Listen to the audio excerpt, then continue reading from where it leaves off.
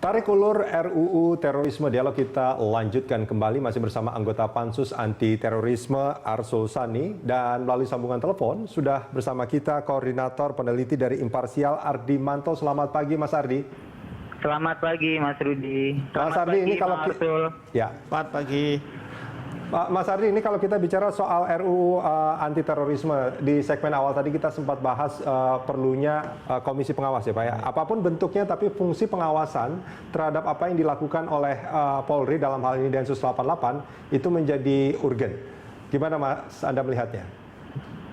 Ya, pertama begini, arah kebijakan revisi Undang-Undang Terorisme ini kita belum lihat pemerintah maunya kemana. Apakah ke arah preemptif, pencegahan, atau kepada penindakan seperti preventif atau represif. Nah, kalau melihat draft yang ada saat ini lebih banyak porsinya kepada penindakan, preventif atau represif. Nah, terkait dengan pengawasan khusus, lembaga pengawasan yang akan dibentuk melalui undang-undang, melalui revisi undang-undang terorisme ini, kami pikir kita bisa memanfaatkan institusi-institusi pengawas yang sudah ada, seperti misalnya Komisi Kepolisian Nasional, Komnas HAM, ada Ombudsman, dan juga ada DPR sendiri sebagai lembaga pengawas sebetulnya. Kenapa kita tidak memanfaatkan atau mengoptimalkan lembaga-lembaga pengawas yang ada ini untuk mengawasi kinerja kepolisian dalam menangani penanggulangan terorisme. Mas Ardi, artinya boleh saya simpulkan bahwa Imparsial setuju harus ada komisi yang mengawasi ini ya? Artinya dari segi fungsi harus ada yang melakukan itu? Iya, dari segi fungsi iya. Cuman untuk membentuk lembaga baru, saya pikir ini urgensitasnya tidak kelihatan begitu. Oke. Nah, kalau dari draft sendiri, apa yang menjadi catatan Imparsial, Mas Ardi? Ya, kita melihat dari draft revisi undang-undang terorisme ini, pertama bahwa masih banyak pasal-pasal yang sifatnya karet atau fleksibel yang nanti itu khawatir bisa ditafsirkan secara multi interpretatif oleh aparat yang menjalankannya. Misalnya pasal 12A dalam draft RUU itu ada kalimat yang mengatakan tentang mengadakan hubungan. Nah, ini tidak jelas definisi tentang hubungan itu apa. Dan kemudian pasal 12B misalnya tentang pelatihan lain. Nah, selain pelatihan militer, kemudian pelatihan paramiliter, dan kemudian ada pelatihan lain. Nah, ini tidak dijelaskan dalam undang-undang itu yang dimaksud dengan pelatihan lain itu apa. Nah, selain itu juga yang mengkhawatirkan juga terkait dengan pemberian kewenangan kepada TNI untuk secara aktif dapat menanggulangi tindak pidana terorisme. Nah, ini menurut kita pelibatan TNI secara aktif dalam penanggulangan terorisme itu menyalahi tentang tata kelola sistem keamanan dalam pemerintahan yang demokratik. Nah, sesungguhnya pelibatan TNI memang dimungkinkan ya, karena itu juga sudah diatur dalam Undang-Undang TNI, Undang-Undang Nomor 34 Tahun 2004, Pasal 7 Ayat 2 dan 3, di mana TNI dapat dilibatkan dalam operasi militer selain perang, dan itu harus melalui keputusan politik presiden yang dilakukan secara tertulis. Nah, jadi pelibatan TNI secara aktif, pengaturan untuk pelibatan TNI dalam undang-undang terorisme ini sangat tidak tepat. Ya, sangat tidak tepat, atau seharusnya memang tidak tepat sama sekali sebetulnya, nggak perlu ada juga di situ. Iya, tidak perlu ada dalam undang-undang terorisme. Jika pemerintah ingin, memang selama ini TNI kan memang sudah dilibatkan ya. Dasar hukumnya itu sudah ada. Nah, jadi menurut aturan pembuatan sistem peraturan perundang-undangan itu tidak boleh juga diatur lagi dalam undang-undang terorisme karena sifatnya redundant. Oke, baik.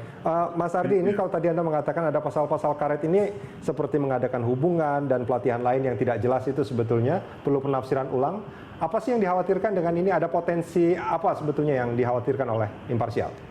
Oh iya, ini sangat berpotensi sekali terjadi pelanggaran hak asasi manusia ya.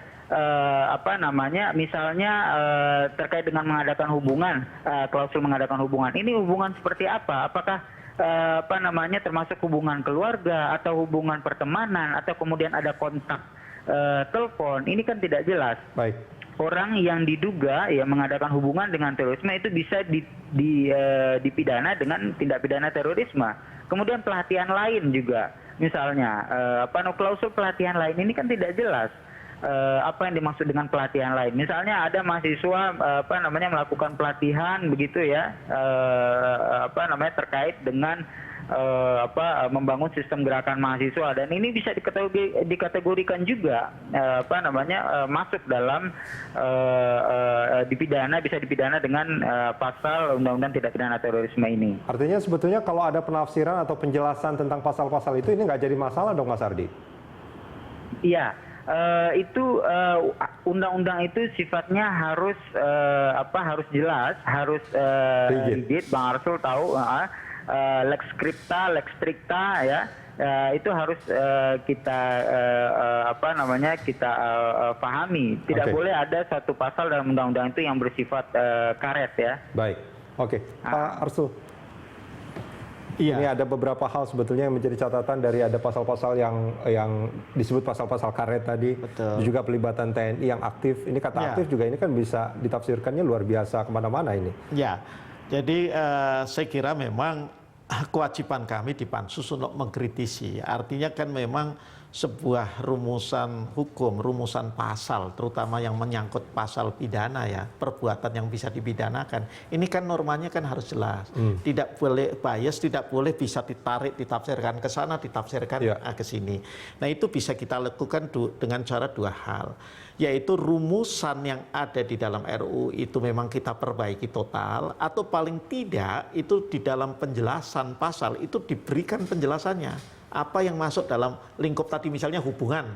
Nanti kalau hubungan pacaran atau apa, terus langsung dipidana, kan tidak bisa juga begitu kan. Nah hubungan ini dalam konteks tentunya adalah sudah masuk kepada satu perbuatan yang masuk ranah pembantuan. Ya kan, itu baru terjadi hubungan yang bisa dipidanakan. Nah kalau soal pelibatan TNI ya, barangkali posisi saya agak beda sedikit nih dengan teman-teman imparsial gitu ya. Bagi saya apa yang ada dalam draft RUU itu, yaitu konsep pembantuan, itu sebetulnya ya tentu mungkin masih harus kami perjelas juga rumusannya, sepanjang tidak menabrak ketentuan undang-undang yang lain is okay. Jadi ini penegasan. Hanya memang di dalam perkembangan pada saat rapat pansus kami juga mendengar ya paparan dari TNI yang menginginkan peran yang lebih, tidak sekedar pembantuan ya. Nah ini yang kami juga harus mencermatinya dengan sangat hati-hati sekali. Karena kenapa? Karena supaya seperti yang tadi disebutkan itu jangan menabrak undang-undang yang lain atau bahkan menabrak undang-undang dasar dan TAP MPR.